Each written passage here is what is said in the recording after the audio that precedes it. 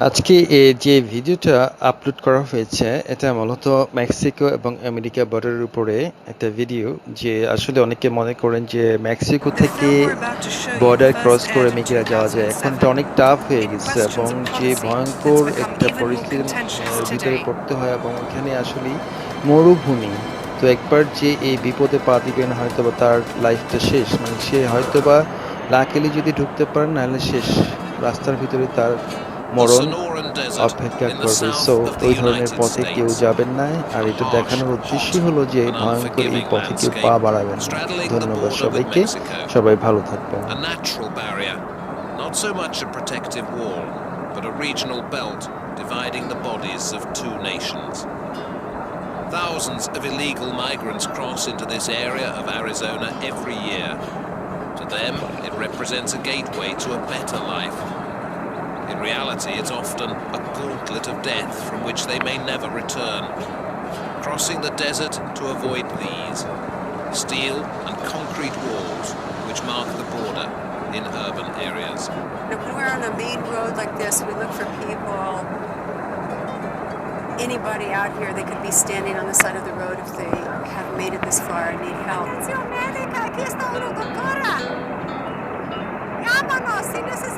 Volunteer Catherine Ferguson and physician Norma Price are Samaritans, rescuing those who are in desperate need of help, illegals who've been physically and mentally defeated by the deadly conditions. People walk not only in trails, but they walk in circles because they're lost.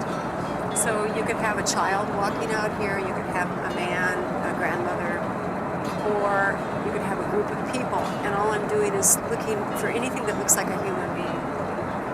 But Catherine and Norma aren't the only ones on the lookout. Two groups, both 10 plus. 10 plus, two groups, 10 plus. The United States government has as many Border Patrol and Border Patrol backup as there are stars in the sky. In an attempt to secure its borders, the current administration is spending billions of dollars on enforcement. Money, many argue, is doing little to stop the human traffic, merely rerouting it. Since they've closed the ports, it forces people out into this arid desert, and people are dying. So it is supposed to send a message back to the villages in Mexico that if you come here, you'll die out in the desert. It's a policy of death. They really don't know what they're facing. I mean, they don't know how hot and dry it is. Most of them, if they haven't been here before, they don't know about the desert. And we see women in high heel shoes, red shoes, and they'll have one bottle of water. And in this environment that is so hot and dry and desolate, if they have any degree of heat exhaustion or heat illness, they need to be taken to the hospital immediately. The heat literally just cooks the organs, the brain, the heart, the kidneys. We see a lot of pregnant women, and that also increases the risk that they'll get into trouble. The worst, saddest of all, of course, is the children, and we see situations where children die. But for those making the passage, it's a terrible choice. A gamble, really. Face death and avoid capture, or seek help, even if that means deportation. Hola, señor! Hola, señor! Ahead in the distance, emerging from the scrub, stands a solitary figure. His decision has been made. Paying with his life is too high a price for passage to the promised land. Necesitan agua y comida. Buenos días, señor. ¿Cómo está? Me llamo Catalina. Somos samaritanos. Somos de la iglesia. Frightened, disorientated, and exhausted, his story is like so many others, left behind when he couldn't keep up with the group. ¿Cuántas personas fueron en el grupo? 25. 25. Se quedaron 3 o 2 días más. Nos tocaba mantener. ¿Y por qué viene aquí a los Estados Unidos? Porque debo bastante dinero a mi país. Mi quiero pagar por eso. ¿Cuántos días está aquí? 5 días, como que era difícil, pero que había que probar, porque si uno no prueba nunca sabe cuál es la realidad. Como no solo te cuentan, no, ahí se pasa fácil, o ahí no se puede, entonces hay que venir a probar para ver. El primer día fue bonito porque salieron las noches, no había mucha espina. Ya el segundo día mucha espina, mucho frío, empezó a llover. Vi un pantalón, se mojó como 6, 8 veces, ha estado lloviendo todas las noches, y se moja y se vuelve a secar. Fue difícil. Esta camisa era nueva, ya está toda rota, vieja. Dios sabe la verdad. ¿Sos de tu familia? Mucho. ¿Y de qué? Que ya sabían que me había quedado.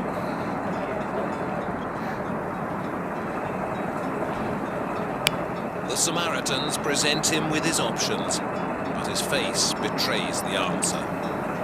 ¿Qué es su sentido? Regresarme.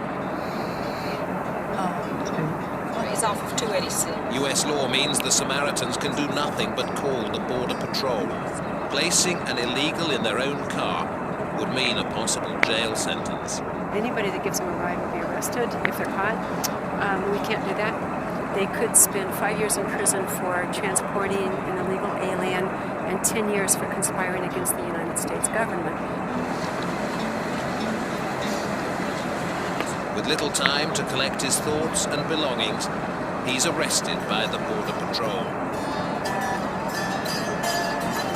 And this is a first-hand look at the law in action. You have to stand back.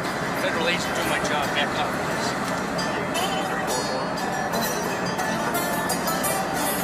I apologize for America. There are really nice Americans here. Those guys were not nice. But if the authorities appear to be taking a hard line, there's a reason for their lack of hospitality.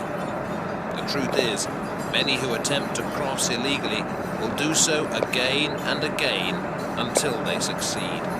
And that means zero tolerance. Senor, my life is in danger. I prefer you shut that off on me. Okay. Because you put it on the web. Okay? They have warranty. Oh my goodness, these are human beings. We're dealing with intelligent, feeling, sentient beings, and we can't give them socks or water. There's something very wrong with that.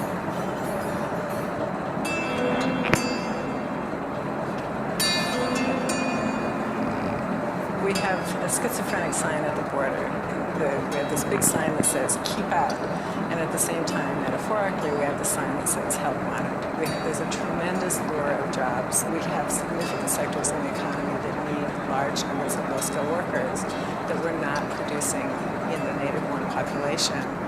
And there are no legal channels for those workers to come in. And therefore, the only way those workers can enter in large numbers is illegally. Judith Gans is an academic and an immigration expert.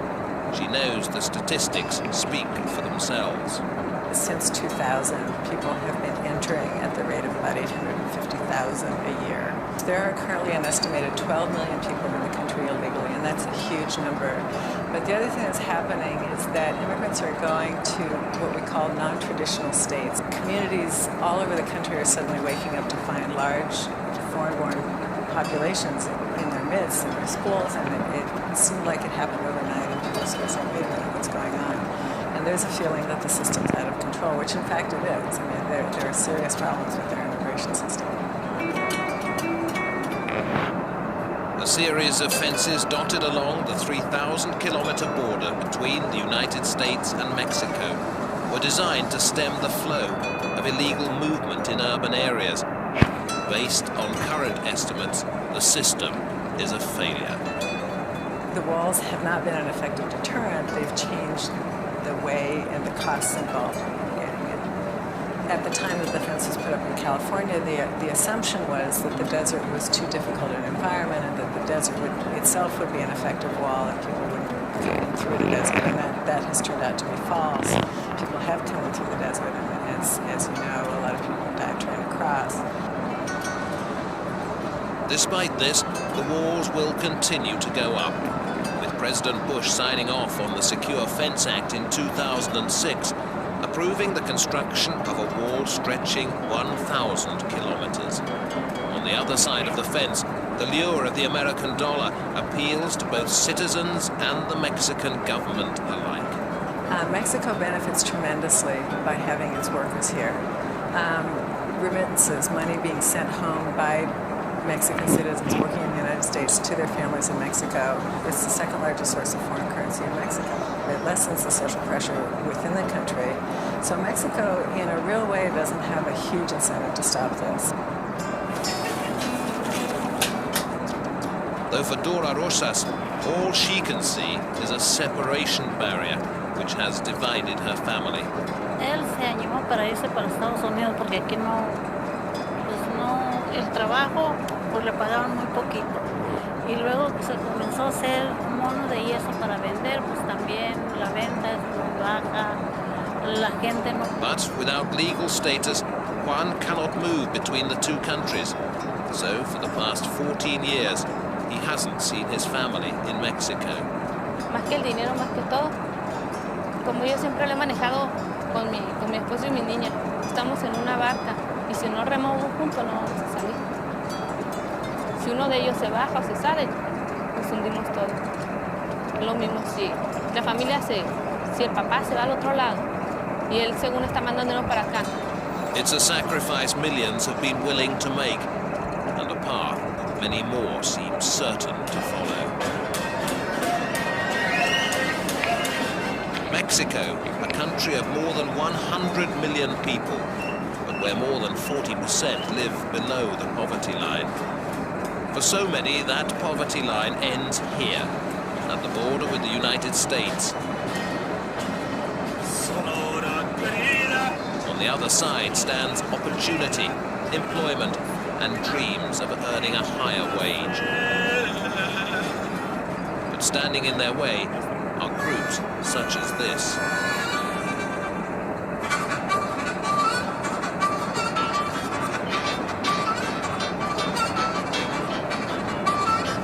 This is American Border Patrol, US citizens doing their bit to keep illegals out. The organization is led by Glenn Spencer. His Arizona ranch sits directly on the border. Thanks to Glenn, anyone can patrol it via the internet. This is one of American Border Patrol's remotely operated border cams. This camera is wireless and operated by solar power. So really, you could run this camera from your home in New York to watch the border, so that we can have thousands of Americans watching the border with real vigilance, 24 hours a day, 7 days a week. Glenn says the US government's Secure Border Initiative is a disastrous failure, and he's compiled hours of video footage to prove it. And this is the most highly policed area in the country, right? And we can walk through, even in daylight, right, with a huge atomic bomb on our back. And they wouldn't know it. They can stop it if they want to, but they don't want to. I will bet you there are at least 60 illegal aliens holed up, moving through the river, in the washes, right now.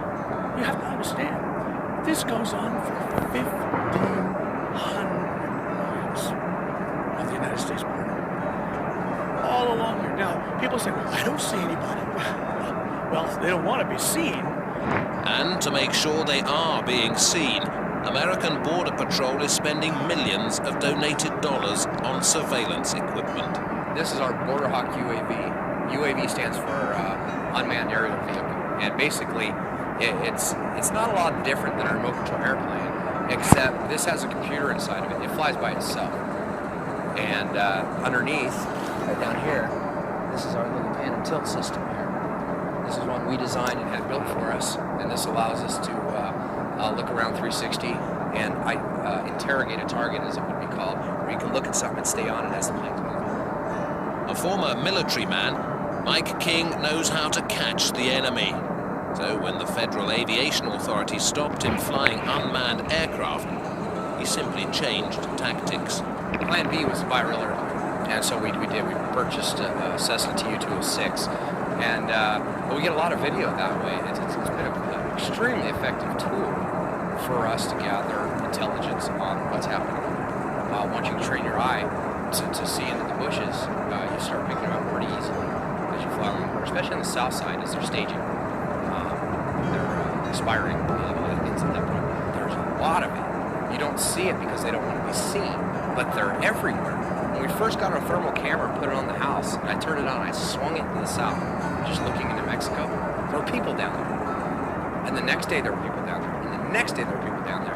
And that every night I was catching groups of 20, 30 walking just west of the property here. For like 3 weeks straight, for 3 weeks I caught like 500 people. I don't pretend like I'm not involved. You know, my conscience won't allow me. I see it happening. You're not getting into my country. Then I call the border patrol. So let them deal with it. We don't go out and tackle them. This all may seem a little excessive, obsessive, or even slightly mad. But considering that more than $3 billion US is being spent on border security, Glenn showed Aljazeera exactly where that money isn't going. We're approaching now the international border between the United States and Mexico. I'm now going to step into Mexico. And here we are.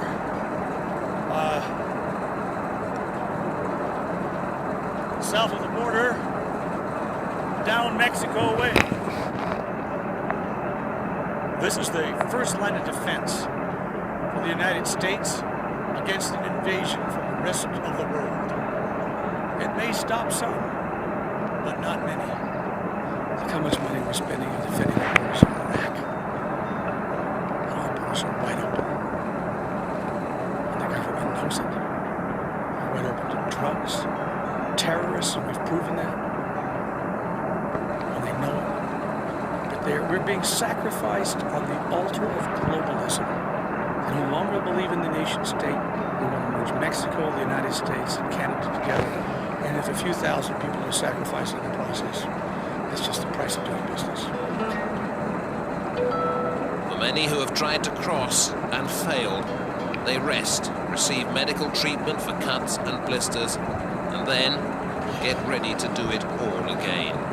And here in Nogales in Mexico, people smuggling is big business. Por persona, pues aquí los precios que andan entre $1,500 y $2,000.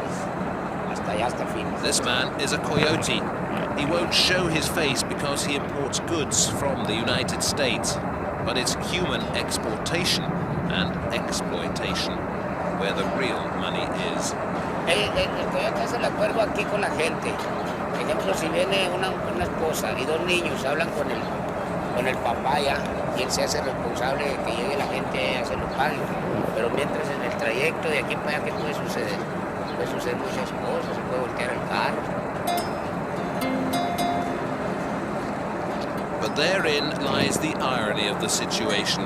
The legal route into the US is fraught with as many obstacles as a trek through the desert.